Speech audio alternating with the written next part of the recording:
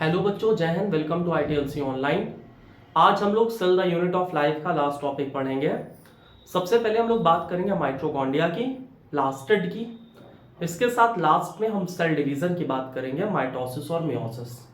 तो स्टार्ट करते हैं आज की क्लास माइटोकॉन्ड्रिया से। एक एक पॉइंट ध्यान से आपको समझना है। सबसे पहले अगर हम माइटोकॉन्ड्रिया की बात करें, माइटोकॉन्ड्रिया, तो इसके बारे में जो जो इंपॉर्टेंट चीज उसको हम लोग समझ लेते हैं। ठीक है, माइटोकॉन्ड्रिया होता क्या है? It is double membrane bounded cell organelle. Mitochondria is double membrane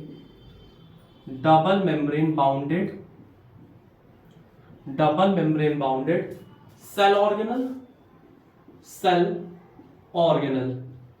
यानी कि माइटोकॉन्ड्रिया एक ऐसा सेल ऑर्गेनल होता है जिसके चारों तरफ डबल मेम्ब्रेन पाई जाती है। इसके साथ में it is semi autonomous cell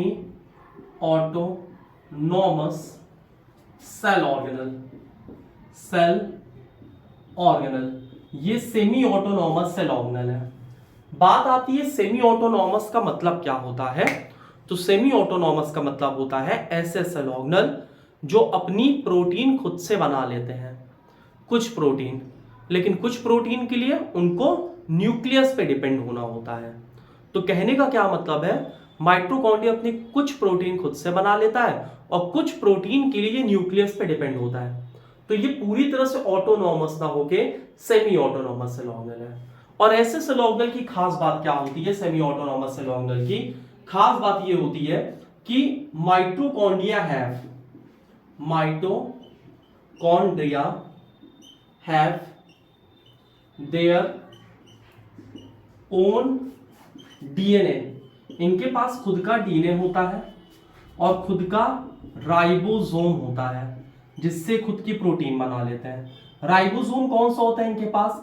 70S वाला राइबोसोम होता है। तो माइटोकॉन्ड्रिया क्या है? एक double membrane bounded cell organelle है। दूसरा पॉइंट, एक सेमी ऑटोनॉमस सेल ऑर्गेनल है। ये सेमी ऑटोनॉमस क्यों होता है? क्योंकि इसके पास इसका खुद का डीएनए होता है, खुद का राइबोसोम होता है, और जो इसके पास खुद का राइबोसोम होता है वो राइबोसोम इसका आपका 70S का होता है। आगे की बात करते हैं। Mitochondria is known as power house of the cell. तो it is known as power house of the cell. Power house of the cell. Mitochondria क्या है? पावर हाउस है सेल का। क्यों है? Because it help in ATP formation. Mitochondria को power house of the cell कहते हैं क्योंकि ये एटीपी बनाने में मदद करता है। एटीपी क्या होता है? ATP is energy currency of the cell. ATP क्या है? एनर्जी करेंसी है। Energy currency of the cell. जो हमारे सेल होते हैं, हमारे सेल की जो एनर्जी करेंसी है वो कौन है? यहाँ पे एटीपी है। ठीक है, तो ATP is the energy currency of the cell. इसके बाद आगे की बात करते हैं, आगे ध्यान से समझो। Mitochondria divide by fission. Mitochondria divide by fission. Mitochondria कैसे डिवाइड करता है? तो माइटोकॉन्ड्रिया फिजन से डिवाइड करता है। यहां तक कोई प्रॉब्लम तो नहीं है ना? अब आगे की बात समझते हैं, आगे चीजें समझो। जो जो इसमें इंपॉर्टेंट पॉइंट है वो चीजें आप समझते जाओ और उसको नोट करते जाओ। चलो अगली बात अब हम लोग करते हैं। माइटोकॉन्ड्रिया फिजन से डिवाइड करता है। अब अगले स्टेप पे चलते हैं हम लोग। फिजन से डिवाइड करने के बाद it is site of aerobic respiration. It is site of aerobic respiration. Mitochondria site है एरोबिक रिस्पायरेशन का, यानी कि माइटोकॉन्ड्रिया में एरोबिक रिस्पायरेशन होता है। अब हम लोग थोड़ा सा स्ट्रक्चर बना के पढ़ते हैं माइटोकॉन्ड्रिया का, कि माइटोकॉन्ड्रिया का स्ट्रक्चर कैसा होता है और क्या क्या चीजें होती हैं इसके स्ट्रक्चर के अंदर। ध्यान से देखो। सबसे पहले डबल मेम्ब्रेन बाउंडेड है, तो ये आउटर मेम्ब्रेन हो गई, ये इनर मेम्ब्रेन हो गई। और इनर मेम्ब्रेन बच्चा फोल्डेड होती है, ठीक है, तो इनर मेम्ब्रेन फोल्डेड होती है, ये आपकी आउटर मेम्ब्रेन है, आउटर मेम्ब्रेन, और ये वाली कौन सी मेम्ब्रेन है, इनर मेम्ब्रेन। तो माइटोकॉन्ड्रिया में दो मेम्ब्रेन है, आउटर मेम्ब्रेन, इनर मेम्ब्रेन। ये अंदर वाली फोल्डेड होती है, फोल्डेड होती है। इस फोल्डिंग को क्या बोलते हैं हम लोग, क्रिस्टा। ये जो फोल्डिंग है माइटोकॉन्ड्रिया की, इसको क्रिस्टा बोलते हैं। जबकि जो फोल्डिंग उसमें होती गोल्जी बॉडी में, वो सस्टर्नी है, जो एक दूसरे के पैरेलल अटैच रहते हैं। लेकिन माइटोकॉन्ड्रिया की फोल्डिंग को हम लोग बोलते हैं क्रिस्टा। इसके बाद आगे क्या क्या इसमें होता है, ये इसका खुद का डीएनए है। इसका डीएनए कैसे होता है, double stranded circular DNA, circular DNA. इसके साथ में ये इसका खुद का राइबोसोम है, ये खुद का राइबोसोम है। इसके बाद माइटोकॉन्ड्रिया में और क्या होता है, ऐसे पार्टिकल होते हैं, इसको बोलते हैं F0 F1 पार्टिकल। ये F0 F1 पार्टिकल होते हैं। यहां तक कोई प्रॉब्लम नहीं है। और अंदर हम इसको बोलते हैं मैट्रिक्स ऑफ माइटोकॉन्ड्रिया। तो यहां तक कोई प्रॉब्लम नहीं होनी चाहिए। एक बार इसको रिवाइज करते हैं। Mitochondria is known as power house of the cell. Mitochondria is double membrane bounded cell organelle, it is semi autonomous cell organelle. इसके बाद mitochondria divide by fission, mitochondria site of aerobic respiration, mitochondria help in formation of ATP, इस वजह से इसको power house of the cell कहते हैं। और ATP क्या होता है, energy currency of the cell है। ठीक है, जो एनर्जी करेंसी है सेल की, उसको हम लोग क्या बोलते हैं, एटीपी बोलते हैं। Mitochondria semi autonomous cell organelle क्यों है, क्योंकि इसके पास खुद का डीएनए है, खुद का राइबोसोम है। यहां तक कोई प्रॉब्लम नहीं है। अब आगे की बात करते हैं। अगला टॉपिक हम लोग एक और सेमी ऑटोनॉमस सेल ऑर्गेनेल की बात करेंगे, जिसको हम लोग बोलते हैं प्लास्टिड। तो चलो ध्यान से समझो, एक और सेमी ऑटोनॉमस सेल ऑर्गेनेल जिसको हम लोग बोलते हैं प्लास्टिड। तो प्लास्टिड के बारे में बात करते हैं। ठीक है, चलो अगला है प्लास्टिड। प्लास्टिड, अब प्लास्टिड क्या होता है बच्चा, समझो इसको। प्लास्टिड भी क्या है, it is also double membrane bounded cell organelle. Double membrane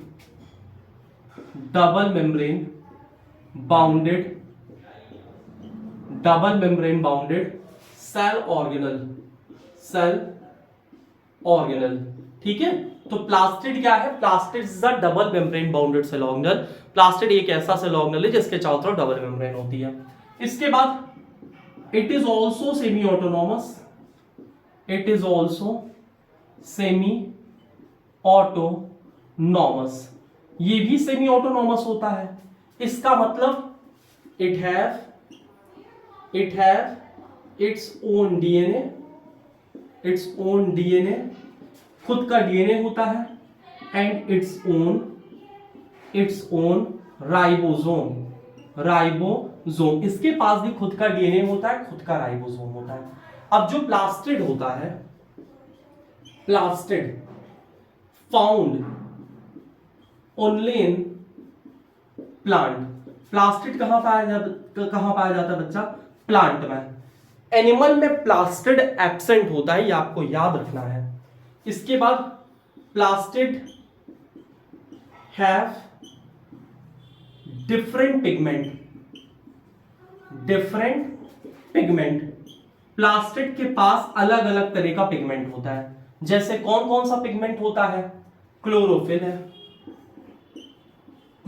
है, ठीक है। इसके बाद कैरोटीनॉइड्स पिगमेंट है। तो इस तरह के पिगमेंट किसके पास होते हैं, प्लास्टिड के बारे में। प्लास्टिड दो टाइप के होते हैं। सबसे पहला होता है क्रोमोप्लास्ट, और दूसरा प्लास्टिड होता है ल्यूकोप्लास्ट। अब हम थोड़ा सा क्रोमोप्लास्ट और ल्यूकोप्लास्ट के बारे में डिटेल में डिस्कस करेंगे। उससे पहले एक बार इसको फिर से पढ़ लेते हैं। प्लास्टिड क्या है, ये भी एक double membrane bounded cell organelle है। It is also semi autonomous, it have its own DNA, इसके पास खुद का ribosome. Plastid found only in plant, सिर्फ प्लांट में पाया जाता है। प्लास्टिड हैव डिफरेंट पिगमेंट, इसके पास अलग अलग पिगमेंट होते हैं, जैसे क्लोरोफिल, कैरोटिनॉइड पिगमेंट, और साथ साथ में प्लास्टिड दो तरह के होते हैं, एक क्रोमोप्लास्ट होता है और साथ साथ में ल्यूकोप्लास्ट होता है। अब हम लोग इसको थोड़ा डिटेल में समझेंगे, इसकी डिटेलिंग देखो। क्रोमोप्लास्ट और ल्यूकोप्लास्ट को अब हम लोग थोड़ा सा डिटेल में समझने जा रहे हैं, ध्यान से समझना। सबसे पहला क्रोमोप्लास्ट, क्रोमोप्लास्ट, जो क्रोमोप्लास्ट होता है ना, ये कलर्ड प्लास्टिड होता है, कलर्ड प्लास्टिड, ठीक है। क्रोमोप्लास्ट बच्चा आपका कलर्ड प्लास्टिड होता है। इसके बाद इसका फंक्शन क्या होता है, it provide different colour to plant, it provide different colour to plant. जैसे कौन कौन से कलर प्रोवाइड करता है, येलो हो गया, ठीक है, ऑरेंज हो गया, ऐसे कलर ये प्लांट को प्रोवाइड करता है। इसका फंक्शन क्या होता है, क्रोमोप्लास्ट हेल्प कैसे करता है प्लांट की, it attract the pollinator, it attract the pollinator, ये पॉलिनेटर को अट्रैक्ट करता है, जिससे कि जो पॉलन ग्रेन होता है वो एक फ्लावर से दूसरे फ्लावर में जा सके। तो यहां पे जो क्रोमोप्लास्ट होता है, कलर्ड प्लास्टिड होता है, ये अलग अलग कलर प्रोवाइड करता है प्लांट को, जैसे येलो, ऑरेंज वगैरह। ये अट्रैक्ट करता है पॉलिनेटर को, ये पॉलिनेटर को अपनी तरफ अट्रैक्ट करता है, जिससे कि पॉलन ग्रेन आसानी से ट्रांसफर हो सके। इसके बाद जो क्रोमोप्लास्ट होता है, क्रोमोप्लास्ट में अगर ग्रीन पिगमेंट है, ग्रीन पिगमेंट है, यानी कि अगर क्लोरोफिल ज्यादा है, क्लोरोफिल ज्यादा है, तो इसको हम लोग बोलते हैं क्लोरोप्लास्ट, क्लोरोप्लास्ट, ठीक है। और क्लोरोप्लास्ट क्या करता है, इसके पास क्लोरोफिल है तो ये करेगा क्या, it trap sunlight, it trap sunlight and help in photosynthesis, photosynthesis. ये क्या करेगा, सनलाइट को ट्रैप करेगा और किस चीज में हेल्प करेगा, फोटोसिंथेसिस में हेल्प करता है। कौन फोटोसिंथेसिस में हेल्प करता है, आपका क्लोरोप्लास्ट। यहां तक कोई प्रॉब्लम नहीं है। अभी हम लोग क्लोरोप्लास्ट का स्ट्रक्चर बना के देखेंगे, पहले ल्यूकोप्लास्ट पढ़ लेते हैं, फिर हम लोग क्लोरोप्लास्ट का आगे स्ट्रक्चर बना के समझेंगे। चलो अगला टॉपिक हम लोग समझेंगे ल्यूकोप्लास्ट। ध्यान से एक एक चीजें देखते रहो, एक एक चीजें समझते रहो, चीजें क्लियर होती रहेंगी। अगली चीज है ल्यूकोप्लास्ट। ल्यूकोप्लास्ट ये कलरलेस प्लास्टिड होता है, कलरलेस प्लास्टिड। इसका काम क्या होता है, स्टोरेज, ये चीजों को स्टोर करता है। कैसी चीजें स्टोर करता है, अपने स्टोरेज के बेसिस पे ये तीन पार्ट के होते हैं, अमाइलोप्लास्ट, अमाइलोप्लास्ट, दूसरा एल्यूरोप्लास्ट, एल्यूरोप्लास्ट, तीसरा इलियोप्लास्ट। थोड़ा स्पेलिंग देख लेना, बाकी यही है, अमाइलोप्लास्ट, एल्यूरोप्लास्ट, इलियोप्लास्ट। तो ल्यूकोप्लास्ट तीन तरह के प्लास्टिड होता है। अमाइलोप्लास्ट क्या करता है, स्टोर करता है स्टार्च को। एल्यूरोप्लास्ट क्या स्टोर करता है, ये स्टोर करता है भैया प्रोटीन को। इलियोप्लास्ट क्या स्टोर करता है, ये स्टोर करता है ऑयल को। यहां तक कोई प्रॉब्लम नहीं है। तो यहां से आपका प्लास्टिड वाला पार्ट कंप्लीट होता है। अब हम लोग थोड़ा सा समझेंगे स्ट्रक्चर ऑफ क्लोरोप्लास्ट। जो क्लोरोप्लास्ट होता है उसका स्ट्रक्चर कैसे होता है, और ये पूछा भी जाता है क्लोरोप्लास्ट का स्ट्रक्चर, और आपको 10th में बहुत ज्यादा काम देगा। तो समझते हैं अब हम लोग अगला स्ट्रक्चर। अगला स्ट्रक्चर किस चीज का समझना है, क्लोरोप्लास्ट। ध्यान से देखो अगला स्ट्रक्चर। क्लोरोप्लास्ट भी double membrane bounded cell organelle है बाबू, तो इसको भी डबल मेम्ब्रेन बाउंडेड हम बना देते हैं यहां से, ठीक है। ये डबल मेम्ब्रेन, ये आउटर मेम्ब्रेन, ये वाला इनर मेम्ब्रेन, और ये बीच में inter membrane space, inter membrane space. इसके बाद इसमें इस तरह के स्ट्रक्चर होते हैं, ऐसे स्टॉक्स होते हैं, ठीक है, ध्यान से समझना, ऐसे इसमें स्टॉक्स होते हैं, ये आपस में ऐसे कनेक्टेड होते हैं। इसको हम लोग क्या बोलते हैं, ये जो एक स्टॉक है इसको हम लोग बोलते हैं थैलेकॉइड।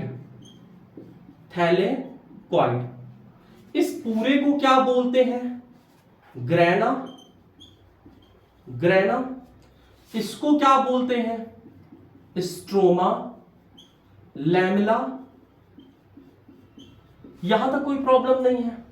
इसके बाद ये जो इसका बैकग्राउंड सब्सटेंस है, ये जो इसका मैट्रिक्स है, इसको क्या बोलेंगे बाबू, ये होता है स्ट्रोमा। ये स्ट्रोमा लैमेला, ये बैकग्राउंड स्ट्रोमा। इसमें क्या होती है, इसमें दुनिया भर की एंजाइम वगैरह होती है। इसके बाद इसमें कुछ चीजें स्टोर है, जैसे ये लिपिड स्टोर है, यहां पे स्टार्च ग्रैन्यूल्स पड़े हैं, स्टार्च ग्रैन्यूल्स पड़े हैं। इसके बाद ये इसका खुद का क्या है, राइबोसोम। राइबोसोम। और इसके बाद ये इसका यहां पे डबल स्ट्रैंडेड डीएनए, इसका डबल स्ट्रैंडेड डीएनए। एक इंपॉर्टेंट चीज आपको समझनी है, ये जो थैलेकॉइड होता है ना, इसमें बाबू लाइट रिएक्शन होती है। थैलेकॉइड में लाइट रिएक्शन होती है, लाइट रिएक्शन। स्ट्रोमा में कौन सी रिएक्शन होती है, इसमें डार्क रिएक्शन होता है। स्ट्रोमा में डार्क रिएक्शन होता है। थैलेकॉइड में जो लाइट रिएक्शन होती है ना, ये लाइट रिएक्शन में क्या होता है, अब हम तुमको थोड़ा सा फोटोसिंथेसिस के रिएक्शन समझा दे रहे हैं, तब तुमको ये चीजें समझ में आ जाएगी। तुम दो चीज याद रखना, थैलेकॉइड में लाइट रिएक्शन और स्ट्रोमा में डार्क रिएक्शन। ठीक है, तो लाइट रिएक्शन और डार्क रिएक्शन तुमको थोड़ा सा बता दे रहे हैं ताकि तुमको आगे के लिए थोड़ा सा काम दे। इंपॉर्टेंट कॉन्सेप्ट है तो इसको थोड़ा सा तुम समझ लेना। चलो ध्यान से समझो और देखो, लाइट रिएक्शन और डार्क रिएक्शन दोनों रिएक्शन हम लोग समझते हैं, ठीक है, एक एक करके। चलो शाबाश। देखो सबसे पहले लाइट रिएक्शन की बात करें हम लोग। लाइट रिएक्शन, RXN का मतलब रिएक्शन होता है। लाइट रिएक्शन में वाटर ब्रेकडाउन होता है, वाटर ब्रेकडाउन होता है यानी पानी टूटता है। जबकि जो डार्क रिएक्शन होता है ना भैया, डार्क रिएक्शन, डार्क रिएक्शन में ग्लूकोज फॉर्मेशन होता है, ग्लूकोज फॉर्मेशन। तो लाइट रिएक्शन में वाटर ब्रेकडाउन होता है, डार्क रिएक्शन में ग्लूकोज का फॉर्मेशन होता है। यहां तक कोई प्रॉब्लम नहीं है। बाकी का प्रोसेस आप लोग आगे क्लास में पढ़ोगे, 11th में वहां पे पढ़ लोगे। अब हम लोग अगला टॉपिक पढ़ेंगे, सेल डिवीजन। ध्यान से समझो अगला टॉपिक, सेल डिवीजन। बहुत ध्यान से एक एक चीज समझते चलो, कोई दिक्कत नहीं है। अगला टॉपिक है सेल डिवीजन। लेकिन सेल डिवीजन पढ़ने से पहले सवाल आता है, why cell divide, why cell divide, यानी सेल डिवाइड ही क्यों करता है। सेल डिवाइड ना करे तो सेल क्यों डिवाइड करता है। Cell divide, cell divide to maintain the ratio of nucleus and cytoplasm। ठीक है, तो यहां पे जो क्वेश्चन आता है cell division, why cell divide, cell क्यों डिवाइड करता है, तो cell divide to maintain the ratio of nucleus and cytoplasm. Cell हमेशा डिवाइड करता है जिससे कि वो रेशियो मेंटेन कर सके। किसके किसके बीच का रेशियो मेंटेन कर सके, न्यूक्लियस और साइटोप्लाज्म का रेशियो मेंटेन कर सके। अब सेल डिवीजन किस लिए होता है, सेल डिवाइड फॉर ग्रोथ। ठीक है, इसके साथ साथ में रिपेयर के लिए, कुछ रिप्लेस करने के लिए, जैसे कोई सेल वगैरह डैमेज हो गई तो उसको रिप्लेस करने के लिए, या गैमीट फॉर्मेशन, या गैमीट फॉर्म करने के लिए। तो सेल क्यों डिवाइड करता है, अगर सेल ना डिवाइड करे हम ग्रो नहीं करेंगे, सेल ना डिवाइड करे कहीं कट पड़ जाएगा, रिपेयर नहीं होगा। सेल नहीं डिवाइड करे तो कोई अगर हमारी सेल की डेथ हो जाएगी तो हम उसको रिप्लेस नहीं करने पाएंगे, और सेल नहीं डिवाइड करेगा तो गैमीट नहीं बनेगा। अब आपको दो तरह की सेल इंपॉर्टेंट समझनी है, एक सोमैटिक सेल और एक जर्म सेल। तो ध्यान से देखो सोमैटिक सेल और जर्म सेल क्या होता है। सबसे पहले हम लोग बात करेंगे सोमैटिक सेल की। सोमैटिक सेल, सोमैटिक सेल क्या होता है? ये डिप्लॉयड होता है। डिप्लॉयड का मतलब 2n, यानी कि जो हमारी पूरी बॉडी बनी है वो सोमैटिक सेल से बनी है। दूसरा सेल कौन सा है? Germ cell. Germ cell, germ cell haploid होता है और इससे क्या बनता है? हमारी गैमीट बनती है। और इसी के बाद अब हम लोग दो तरह का डिवीजन पढ़ेंगे, एक माइटोसिस पढ़ेंगे, एक मियोसिस पढ़ेंगे। तो ध्यान से समझना दोनों तरह का सेल डिवीजन, ताकि आपको माइटोसिस मियोसिस में किसी तरह कोई कंफ्यूजन न रह जाए और ना ही आपको कंफ्यूजन रहे सोमैटिक सेल में और जर्म सेल में, क्योंकि बच्चों को ये वाला टॉपिक थोड़ा सा टफ लगता है। ध्यान से सुनो। सबसे पहले हम बात करेंगे माइटोसिस की। चलो साथ में अलग अलग पढ़ लेते हैं, साथ में नहीं इसको पढ़ते हैं। सबसे पहले हम बात करते हैं माइटोसिस की। माइटोसिस, माइटोसिस क्या होता है? Equational division. Equational division, equational division होता है। और माइटोसिस में होता क्या है? Chromosome number, chromosome number not changed, not changed after division, after division। तो माइटोसिस बच्चा इक्वेशनल डिवीजन होता है, इसमें क्रोमोसोम का नंबर चेंज नहीं होता है डिवीजन के बाद। यानी कि अगर मान लो इस सेल को डिवाइड करना है, अगर इसमें 23 पेयर क्रोमोसोम है तो सेल डिवीजन के बाद, सेल डिवीजन के बाद दो सेल बनेंगे और इन दोनों में कितना क्रोमोसोम होगा? 23 पेयर क्रोमोसोम होगा। अगर यहां पे मतलब डिप्लॉयड है, कोई सेल डिप्लॉयड है, डिप्लॉयड का मतलब जिसमें पेयर्ड क्रोमोसोम है यानी कि 2n है, तो सेल डिवीजन के बाद जो दो सेल बनेगी, दोनों सेल कैसे बनेगी? डिप्लॉयड बनेगी, डिप्लॉयड बनेगी। यानी माइटोसिस होता क्या है? माइटोसिस एक इक्वेशनल डिवीजन है जिसमें क्रोमोसोम का नंबर बदलता नहीं है सेल के डिवाइड करने के बाद। यह किस लिए होता है? हमारे बॉडी में ग्रोथ के लिए होता है, हमारे बॉडी में कुछ रिपेयर करना उसके लिए होता है, हमारे बॉडी में कुछ रिप्लेस करना है उसके लिए होता है। अगर 23 पेयर क्रोमोसोम है, सेल डिवीजन के बाद 23 पेयर ही रहेंगे। अगर डिप्लॉयड नंबर ऑफ क्रोमोसोम है बच्चा, तो सेल डिवीजन के बाद डिप्लॉयड ही रहेंगे। यहां तक कोई प्रॉब्लम तो नहीं है। और अगर यहां सोमैटिक सेल है, सोमैटिक सेल, तो सेल डिवीजन के बाद कौन सा सेल होगा? सोमैटिक सेल ही होगा।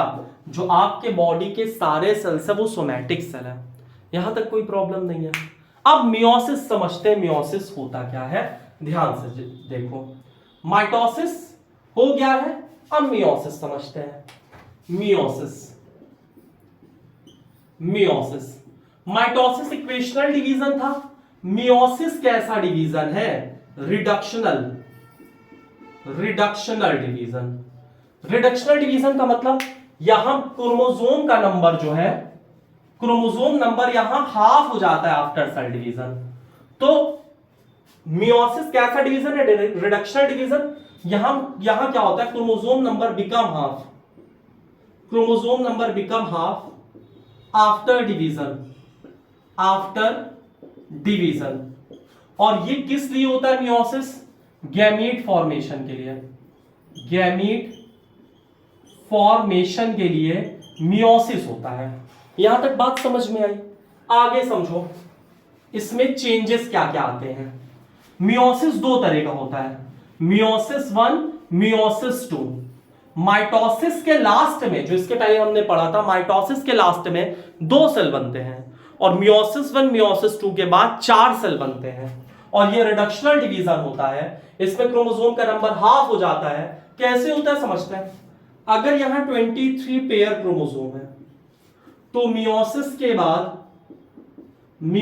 के बाद कितने क्रोमोसोम बचेंगे?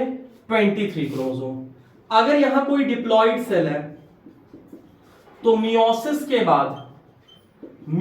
के बाद वो क्या हो जाएगा? हैप्लॉइड हो जाएगा। अगर यहां पे सोमैटिक सेल है, तो मियोसिस के बाद वो क्या बन जाएगा? जर्म सेल बन जाएगा। अब मियोसिस क्यों जरूरी है ये तुमको बताते हैं, ध्यान से समझो। मियोसिस की इंपॉर्टेंस क्या है? बहुत इंपॉर्टेंस है मियोसिस की। देखो, हम ह्यूमन से हमारे में 23 पेयर क्रोमोसोम होता है, ठीक है? हमारे बॉडी में कितने क्रोमोसोम होते हैं? 23 पेयर क्रोमोसोम होते हैं। देखो 23 पेयर क्रोमोसोम ये मेल में है, और 23 पेयर क्रोमोसोम ये किसमें है? फीमेल में है।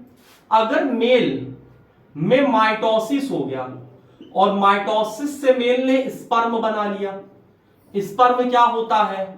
मेल गैमीट होता है, मेल गैमीट बना लिया। और जो 23 पेयर फीमेल में है, अगर इसने क्या किया? फीमेल ने माइटोसिस किया और माइटोसिस के बाद इसने ओवम बना लिया, तो इस कंडीशन में क्या होगा? इसमें भी 23 पेयर क्रोमोसोम और इसमें भी कितने पेयर क्रोमोसोम? 23 pair chromosome. और जब ये दोनों आपस में फर्टिलाइज करेंगे तो जो जाइगोट बनेगा, जाइगोट में कितना क्रोमोसोम आ जाएगा? कितना होगा? 20, 40, 46, यानी 46 पेयर क्रोमोसोम हो जाएंगे जाइगोट में। यानी कि इसका दुगना करो, 45 टू 90, 92 क्रोमोसोम, 92 क्रोमोसोम। तो बच्चा नहीं बनेगा, बच्चा एलियन बन जाएगा। क्योंकि अगर एक क्रोमोसोम कम ज्यादा होता है तो बॉडी में बहुत ज्यादा एब्नॉर्मलिटी आ जाती है। समझ बात आ रही है ना? तो वही तुमको यहां पे समझना है कि 23 पेयर क्रोमोसोम जो मेल में है, इसमें हम क्या करवा देंगे? मियोसिस। तो मियोसिस से क्या होगा? क्रोमोसोम का नंबर हाफ हो जाएगा और 23 पेयर की जगह यहां 23 क्रोमोसोम बचेगा। और ओवम में भी 23 पेयर की जगह मियोसिस के बाद कितना क्रोमोसोम बचेगा? 23 बचेगा। तो 23 कंबाइन करेंगे, क्रोमोसोम कितना हो जाएगा?